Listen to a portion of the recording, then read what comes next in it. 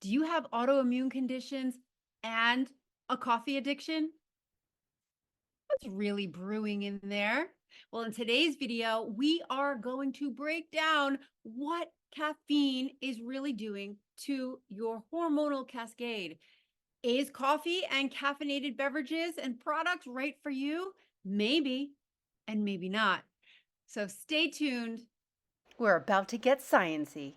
Hey there, I'm Allison Samon, your functional nutritionist. I work virtually with people like you to get out of chronic illness, escape mystery symptoms, and help redesign your lifestyle so that you can be fit, energized, and pain free in ways that are easy, fun, and sustainable. So, if you're new here, I want to welcome you to this growing community of people who are ready to end their chronic illness symptoms for good. How can you know if coffee and caffeinated beverages are right for you, or are they doing more harm than good? Let's dive in and find out. There are pros and cons to caffeine, and there are many reasons why caffeine itself is found in over 100 plants worldwide. These plants are more widely used than any other herb and used much more commonly than all the other herbs combined. That's a lot of caffeine. And it's mostly consumed in beverages. Coffee and black teas comprise 97% of the world's caffeine usage. That's a lot. And we know that people have been drinking coffee since as early as 1000 AD. Coffee is primarily consumed for its mood elevating and stimulating effects, which take place about 30 minutes after digestion. In our last video on caffeine and chronic illness, I gave you a little coffee nap energizing hack. So if you missed that, go check out that video. So those energizing results are due to coffee's ability to increase both dopamine and adrenaline in the brain. Think about it. Dopamine is good pleasure chemical in your brain that's fueled by love, and it helps you plan for the long term. When dopamine is bouncing around in your brain, you actually feel like you're in charge. And adrenaline is associated with drive and motivation, and it's your get up and go. That's why people feel like they need to have their coffee in the morning. And coffee in particular, its effects are even more powerful than most other forms of caffeine. And it's due to its high concentration of two other stimulants in addition to caffeine, and that would be theophylline and theobromine.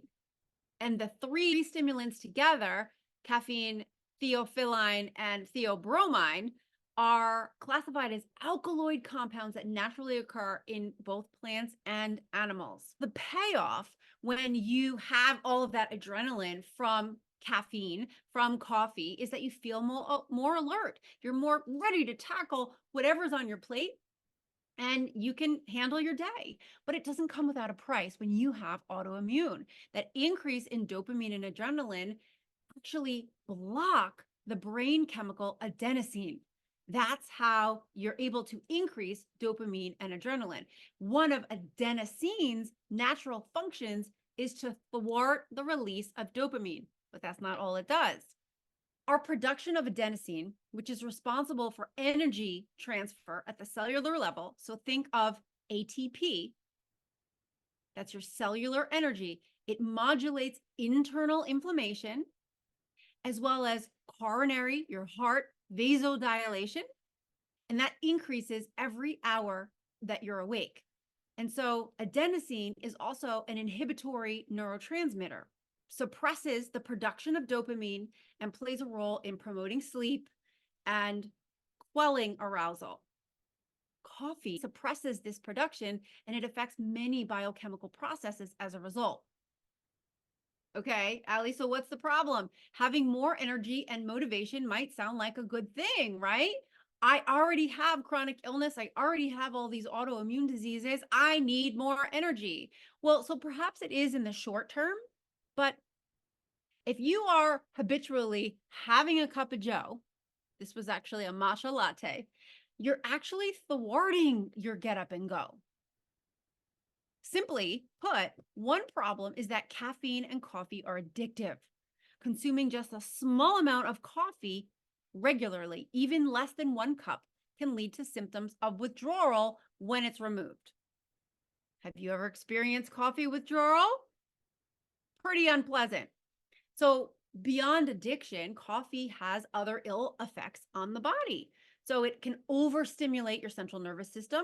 So, it can increase your risk of insomnia, adrenal fatigue, irritability, heart issues. Some people feel that right away from having caffeine. It can elevate your blood pressure, elevate your blood sugar. You can have heartburn and gastrointestinal problems. You can, if you have fibroids in your breast, regular caffeine consumption can be part of the root of it. It can make you dehydrated and compromise your immunity. Now, you have autoimmune disease. Research has not only proven that caffeine has psychoactive effects on the body, but it also impacts the innate functioning of your endocrine, cardiovascular, respiratory, renal, and gastrointestinal systems. And so studies have been recently weighing the impact of caffeine on the immune system. So remember, we were talking about adenosine at the top of the video, and I mentioned that it has a role in modulating inflammation. Well, it has a part in signal transduction, which basically means that it is signaling a molecule on the cell surface to alter the environment within the cell. So there's like a radio signal, and it's changing what's going on inside the cell. So that can suppress inflammation as well as cells that are essentially incompetent within the body, wreaking havoc. It's an immune modulator.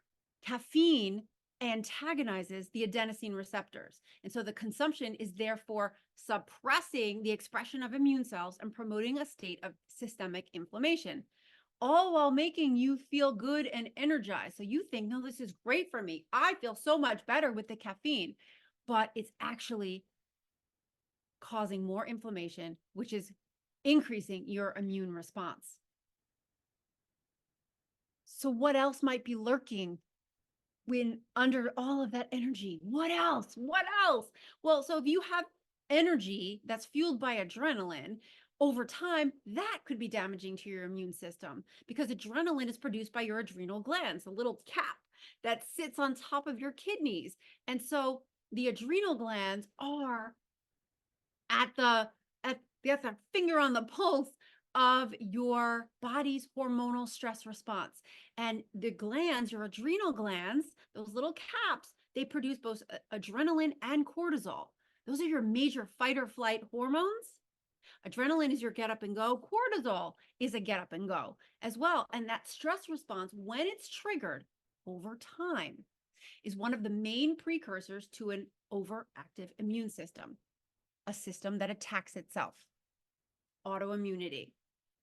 And so examples of autoimmune conditions include rheumatoid arthritis, lupus, MS, type 1 diabetes, Graves' disease, Hashimoto's disease, scleroderma, ulcerative colitis, Raynaud's, Crohn's disease, and more.